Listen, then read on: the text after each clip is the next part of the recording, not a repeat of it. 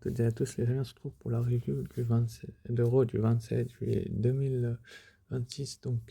On a commencé le show avec la pesée entre Obafemi et celui que je ne citerai pas son nom et le point négatif. Enfin, malheureusement, c'est le principal problème avec le segment repose énormément sur le passé de celui que je citerai pas son nom, pourquoi celui que je citerai pas son nom est une légende, mais elle donne moins d'arguments pour expliquer pourquoi Obafemi est l'homme capable de mettre fin à cette domination.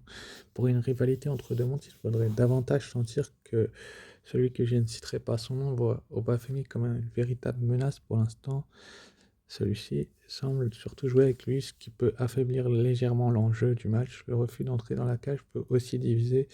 euh, dans une dernière apparition avant SummerSlam, certains fans pouvaient attendre un moment plus spectaculaire comme une confrontation physique ou une attaque surprise. Enfin, l'attaque des policiers par Obafemi est efficace mais assez classique. La WWE utilise souvent euh, ce type de scène pour montrer qu'un catcheur est dangereux avec une affiche aussi.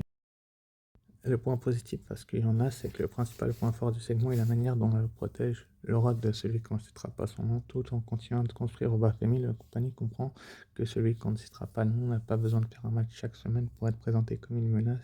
Sa simple présence et le discours de Paul Heyman suffisent à rappeler son statut. Paul Heyman est également excellent dans son rôle, il vend parfaitement l'idée que Obafemi ne va pas seulement affronter un catcheur mais une véritable légende de la WWE. Son discours permet de donner une importance historique au match. Obafemi ressort également grandi. Il a levé l'erreur de le présenter comme un jeune talent heureux d'avoir l'opportunité d'affronter celui qu'on ne citera pas non. Au contraire, il agit comme quelqu'un qui pense pouvoir réellement le vaincre. Cette confiance est essentielle pour un futur main eventer. Le choix de ne pas faire éclater une bagarre est aussi intéressant. Beaucoup de rivalités détruisent leur propre intérêt en organisant trop d'affrontements avant le grand événement. Ici, le garde l'explosion pour SummerSlam, je suis d'accord sur ça, mais c'est quand même un point que j'aurais préféré qu'ils se battent parce que tout simplement, il n'y a, il y a pas eu vraiment de confrontation entre les deux et c'est assez dommageable, je trouve, de faire ce type de segment-là. Et le premier segment de Raw est directement consacré à la ligne droite avance et au très attendu, c'est le match entre celui qu'on citera pas le nom et Obafemi. Je ne pas ouvrir une confrontation immédiate, mais plutôt un affrontement basé sur l'intimidation et la tension psychologique. Là, je suis d'accord avec que la 2 construit donc une opposition classique entre deux générations. Celui qu'on cite pas le nom représente l'exercice, l'expérience, les grands moments et une carrière, tandis que représente la nouvelle qui veut prendre sa place.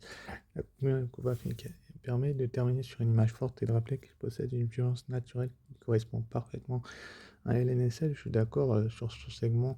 Je vais mettre la note de 7 sur 10 parce qu'ils auraient pu faire beaucoup mieux. Ils auraient même pu aller au-delà des espérances des gens et c'est malheureusement un constat que je fais, c'est que celui que je ne citerai pas le nom qu'on a et qui est son pantalon de jean sur l'image, il le gâche parce qu'il est là, il rigole, il a les clés, il enferme Obafemi. Obafemi, c'est un toutou peut-être, je sais pas, je comprends pas trop leurs actes, mais encore une fois, c'est mon point de vue, je trouve ça que c'est du gâchis, que c'est du grand n'importe quoi et qu'ils auraient pu faire beaucoup mieux. J'ai l'impression qu'ils ont du mal avec leur booking ces derniers temps et je l'ai dit, je l'ai répété. Là, je fais une review parce que c'est le dernier roi avant SummerSlam, il y en aura une pour le premier aussi. Mais c'est dommage, en tout cas, le policier s'est fait détruire sur la balance et ça, c'était bien par contre que les policiers se fassent démolir, même si, bien évidemment, que c'est des policiers et que je pense que ils auraient pas dû. Ils auraient dû tout simplement faire rentrer dans la cage celui qu'on surnomme The Beast. Enfin bref, je citerai pas son nom de toute manière, avec tout ce qu'il a fait, tout le passé qu'il a eu. C'est du grand n'importe quoi qu'il soit encore là. Franchement, je suis assez déçu. J'espère qu'il va perdre le LNSL et qu'il va disparaître à tout jamais parce que j'en ai ras le bol de voir ça. Encore une fois, je vous ai donné mon point de vue sur le point neutre, que c'était du grand n'importe quoi, etc. sur la rivalité en tout cas. Obafemi, lui, il démolit tout sur son passage. C'est très bien qu'il fasse le dernier affrontement à ce PLE-là et qu'ensuite on va passer à autre chose parce que clairement, le King of the Ring Obafemi s'est fait entourlouper et je pense que oui, j'aurais pu faire beaucoup mieux que ça. Enfin bref, on va pas. Malheureusement, le prochain match, je visionne contre Alpha Academy. Ce match sert avant tout à continuer la montée en puissance de Gennaro. Austin et Von Breaker sont présents comme un duo de plus en plus entouré par Logan Paul et Maxime Dury qui renforcent les matchs d'un groupe arrogant et organisé face à eux. Elle arrive dans le rôle d'équipe courageuse qui tente de résister à une formation beaucoup plus agressive. Otis et Akira Tozawa pour de l'énergie et quelques bons moments offensifs, mais la différence de dynamique entre les deux équipes est rapidement visible. La rencontre raconte surtout une histoire de division contrôle une grande partie du combat grâce à sa puissance et aux distractions extérieures.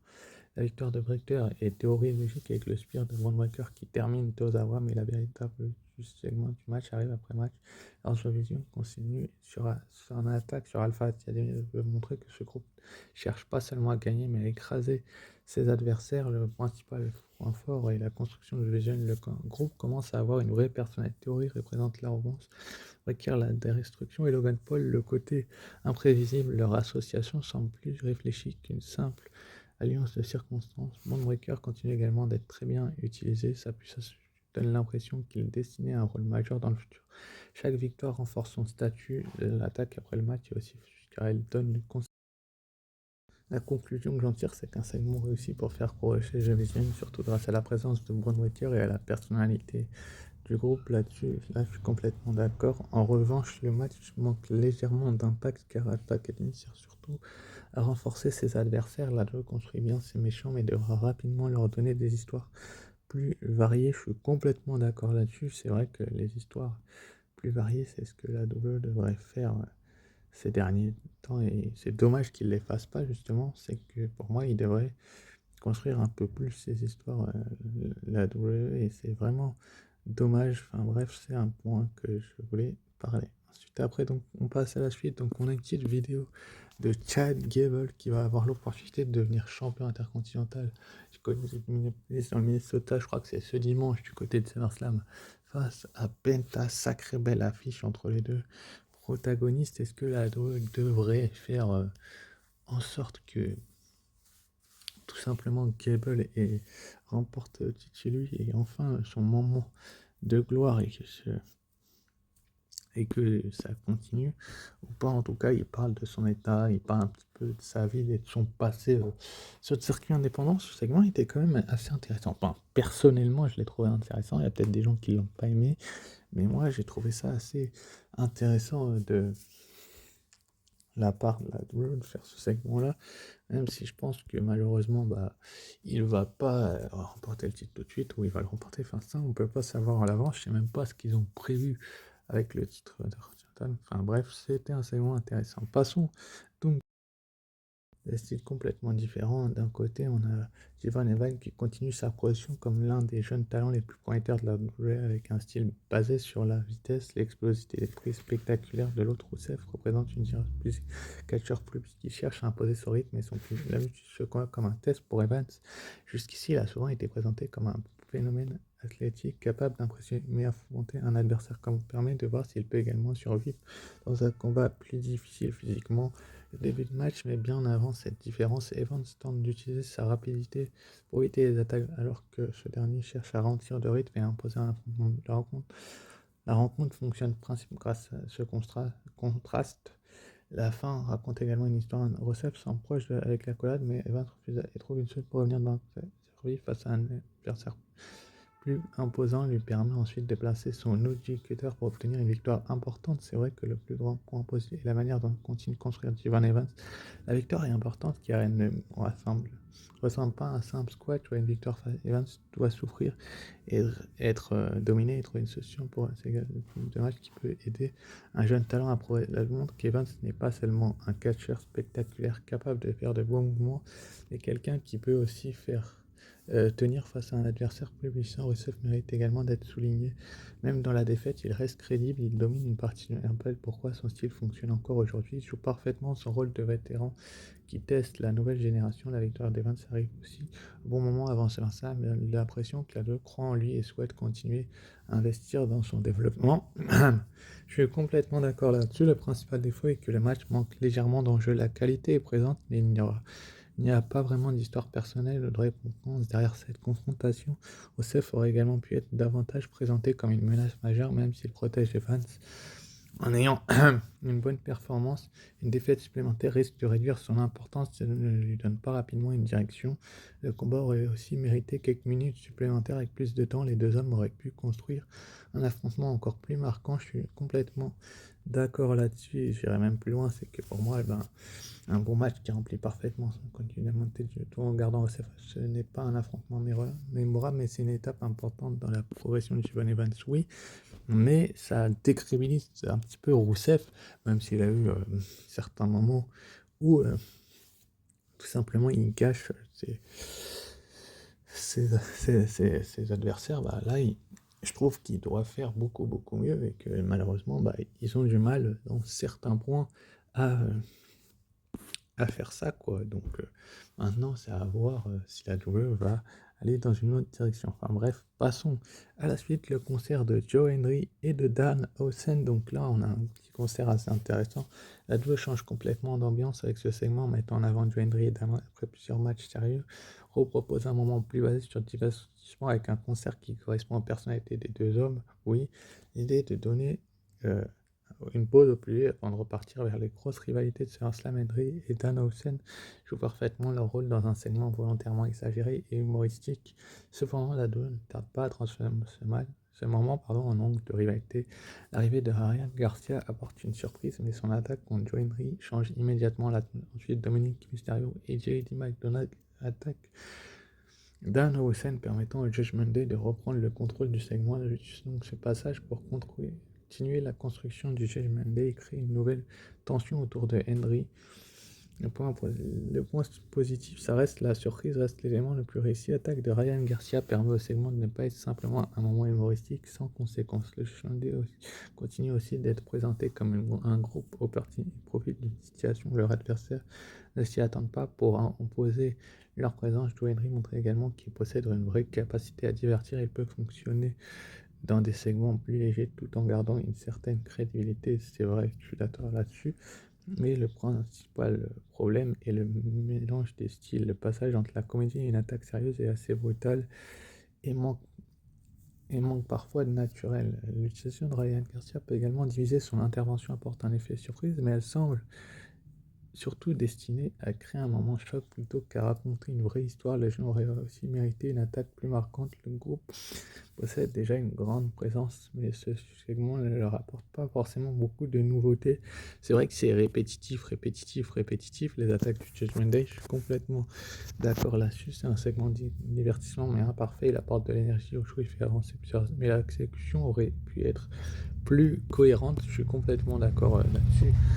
Pour moi, elle n'était pas assez cohérente et pour moi, Ryan Garcia, il n'a pas grand-chose à faire ici. Bon, il attaque là, aussi, il met un coup de guitare à Joe Henry, il avait un peu envie de se mêler à la fête du concert, mais pour moi, c'est du grand n'importe quoi, quoi. Il pouvait faire beaucoup, beaucoup mieux et c'est peut-être la fin pour le Judgment Day. Est-ce que Dan Housen va se remettre pour son match du côté de SummerSlam face à Dominique? Ça, c'est une autre histoire, mais en tout cas, c'est quand même assez intéressant. Juste après, on va passer à la suite. La vidéo du retour de Big Tech, consacrée au retour de Big Cass, sert principalement à présenter son nouvel avenir avec une monétisation différente et prouver qu'il peut réussir là où beaucoup d'autres de lui.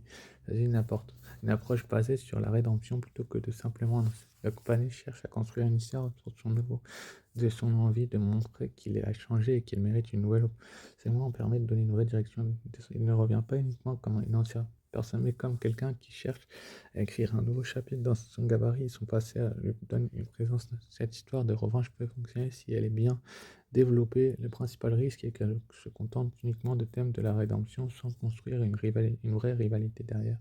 Une vidéo seule ne suffit, il faudra rapidement lui donner des adversaires et des objectifs précis. La conclusion, c'est que la vidéo est une bonne première étape pour reconstruire ce retour possède du potentiel, mais la suite sera déterminante pour savoir si elle peut réellement retrouver une place importante à la WWE. On verra bien, mais c'est mon point de vue sur Big Cass. Ensuite, après, du coup, on va passer au prochain match. Le prochain match opposera Ethan Page à Rey Mysterio. Donc, le point neutre, c'est que ce match s'inscrit dans la continuité de la rivalité entre Rey Mysterio et Ethan Page, avec une opposition entre l'expérience d'une légende et l'ambition d'un catcheur qui cherche à prouver qu'il lui appartient. qu'il appartient au niveau de Raw. Et Time Page arrive avec une confiance renforcée après avoir déjà réussi à mettre Ray en diffusion claire, montrer que sa victoire précédente n'était pas un accident et qu'il peut battre des noms historiques face à lui. Rey Mysterio présente toujours cette capacité à rivaliser malgré les années grâce à son intelligence et sa maîtrise technique. La double joue beaucoup sur le contraste entre les deux hommes, Rey, sa vitesse, ses contres et son expérience, alors que Page cherche surtout à imposer sa puissance et son incréativité. Le match permet donc de continuer à construire Page comme un adversaire sérieux. La fin est logique, a été Page qui a ainsi empêché Ray d'enchaîner avec son ego flex pour obtenir une victoire propre. Le grand point positif, la mise en avant des Time Page, battre Rey Mysterio est toujours une victoire symbolique. Et la WWE l'utilise pour donner de la crédibilité à Page. Il ne gagne pas grâce à une intervention et un coup de chance. Il comprend le danger du 618 pour une solution. Et bien, une véritable légende, c'est exactement le genre de victoire qui peut aider un catcheur à franchir un cap. Rey Mysterio est également bien estimé dans la défaite. Il reste présenté comme quelqu'un de dangereux, capable de surprendre n'importe quel adversaire. Le point négatif, c'est le problème principal est que la rivalité manque encore d'un élément personnel fort. Le match fonctionne, mais il n'y a pas vraiment cette sensation d'une grande confrontation. Le combat aurait aussi pu avoir plus de temps pour développer davantage le retour de Ray et donner plus de suspense avant la victoire de Page. Et Page gagne une belle victoire, mais la double devra maintenant lui donner une direction plus importante pour éviter que ce genre de victoire reste simplement un moment euh, isolé. Donc c'est une victoire très utile pour Ethan Page qui continue de gagner en crédit. Ray protège son image malgré la tandis que Page confirme qu'il peut rivaliser avec les grands noms. Là je suis d'accord là-dessus. Et c'est tout ce que je pense.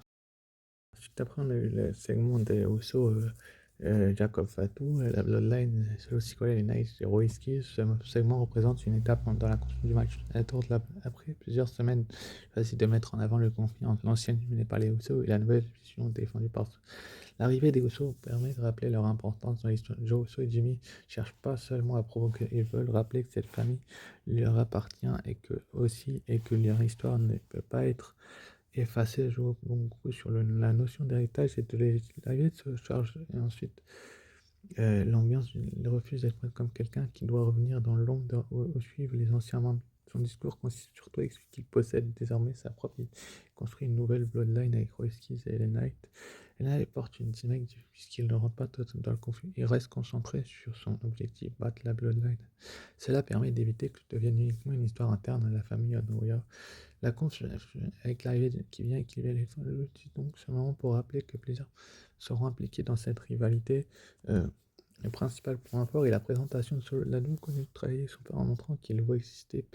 Et il veut exister par lui-même et pas seulement comme un ancien membre de la Bloodline de Roman Reigns. Cette évolution est importante car Solo doit maintenant prouver qu'il peut porter une histoire majeure sans être uniquement comparé à Roman. Ça c'est vrai, le segment fonctionne également grâce aux différentes personnalités présentes. Uso garde son côté populaire et émotionnel, Jimmy apporte le côté plus sérieux, tandis que Solo représente une menace plus froide et quelques lights et aussi une vraie réussite.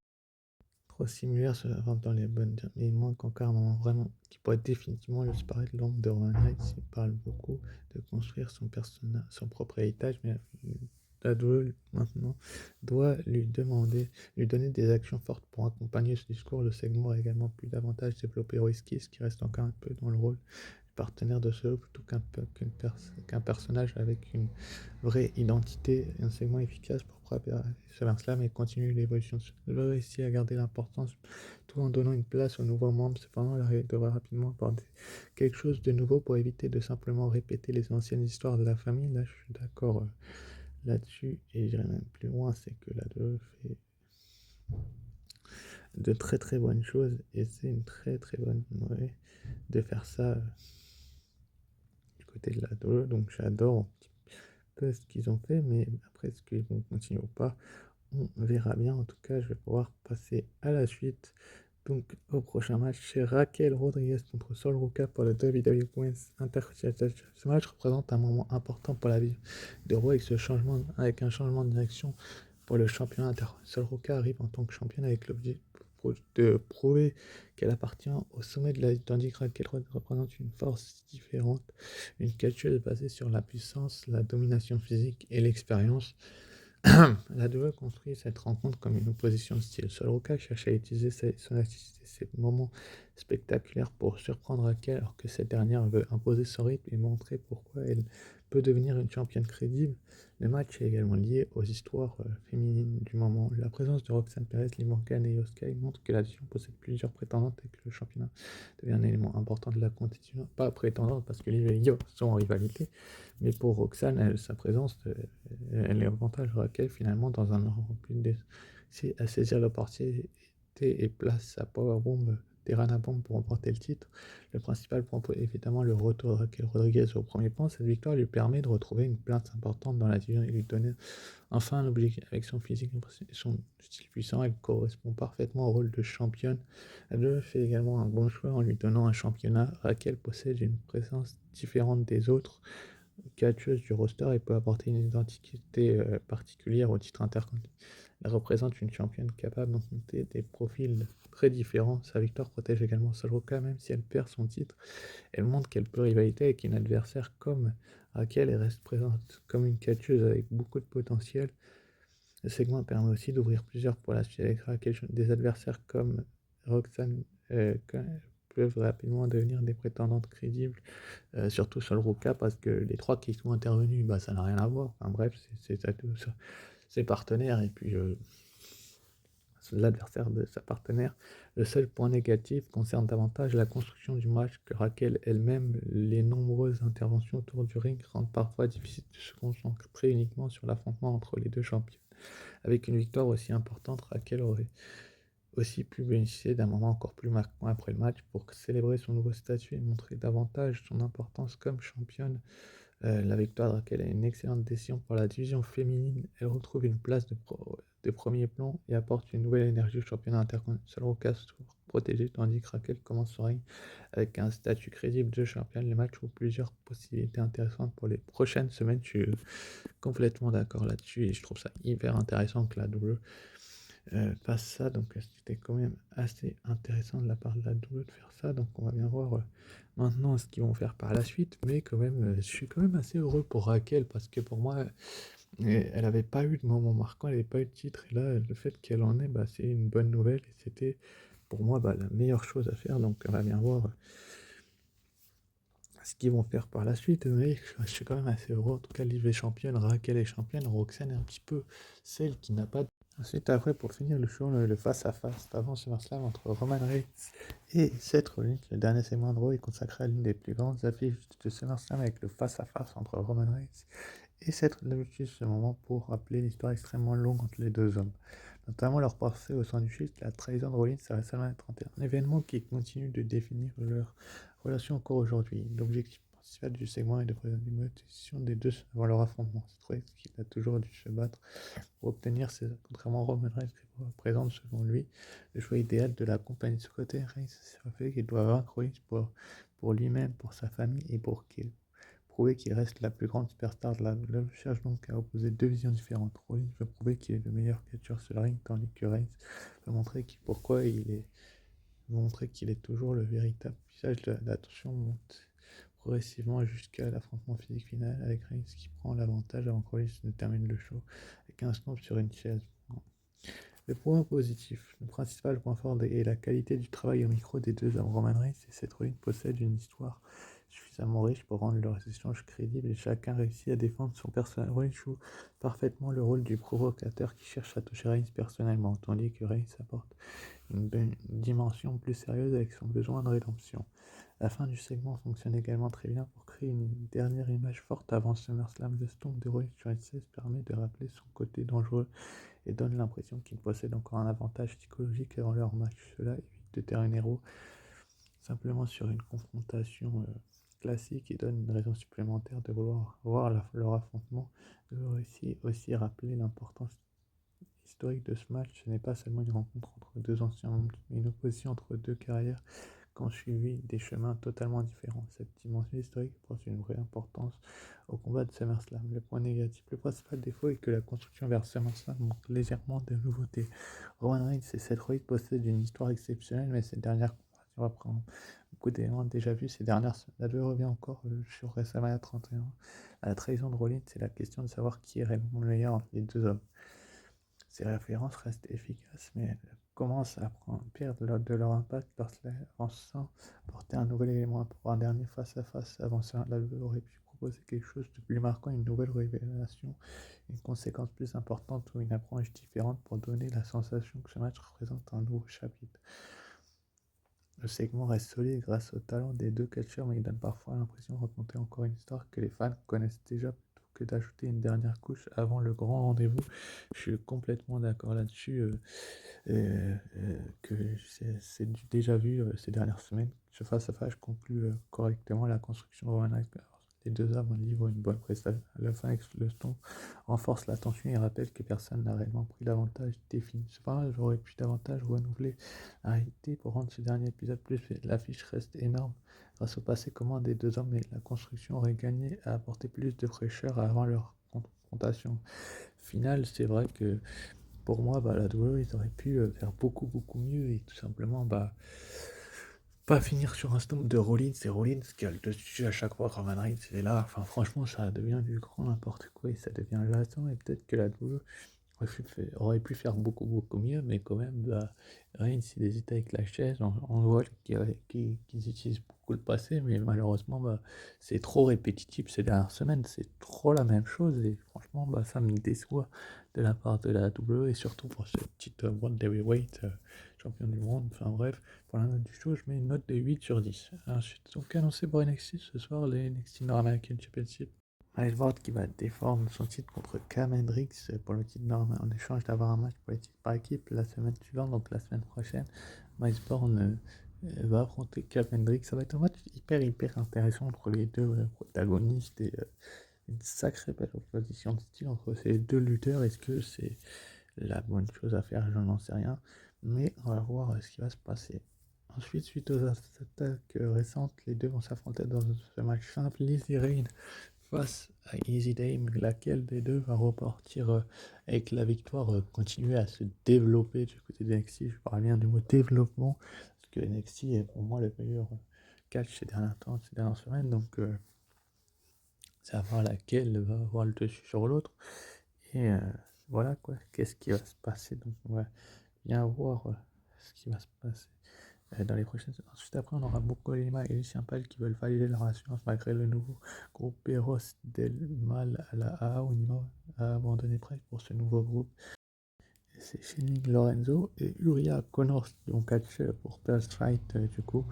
Et enfin, on aura donc Shiloh Hill contre Tristan Angel dans un rematch entre les deux catcheurs où rien n'est toujours réglé entre ces deux protagonistes depuis un petit peu comment dire, le spécialiste est donc annoncé pour SummerSlam. Donc samedi, on aura Punk contre Cody Rhodes pour le Undisputed WWE Championship. Lequel des deux repartira champion incontesté de la WWE? Faudra être là pour le savoir, et ça je vous le dis, je vous le répète assez souvent. Il y aura sûrement des pronostics. Il y aura Liv Morgan également qui va remettre son titre de championne du monde féminine en jeu face à la reine du ring, la génie des airs, Io Sky. Est-ce que Io Sky ce samedi va remporter le titre de championne du monde, ou est-ce que Liv Morgan va continuer à régner? Ça faudra être là pour le savoir. Et franchement, j'ai hâte. Hier on aura également le LNSL match entre celui dont je ne citerai pas le nom et The Roller Oba Femi, le King of the Ring. Est-ce que Oba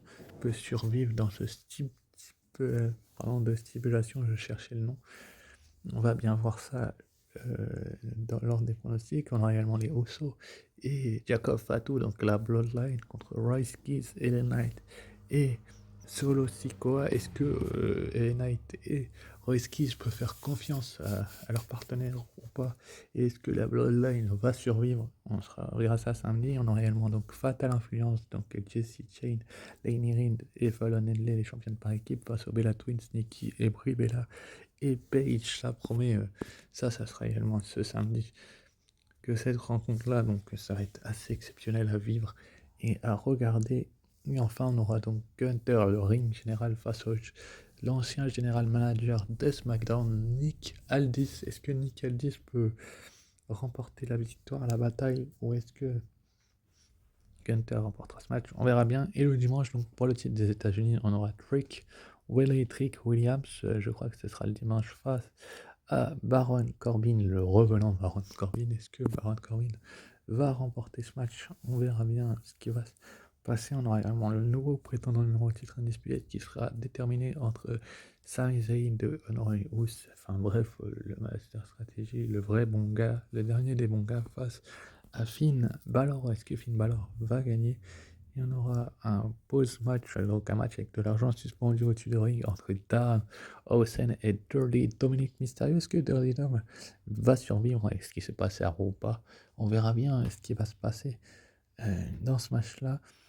On aura également le titre par intérim, Charlotte Flair contre Jade Cargill, contre Chelsea Green, contre Tiffany Stratton, contre Lash Legend et Julia pour déterminer la championne par intérim de la WWE. On va bien voir qui va remporter ce match, donc le titre. Et on aura également le titre intercontinental qui sera remis en jeu.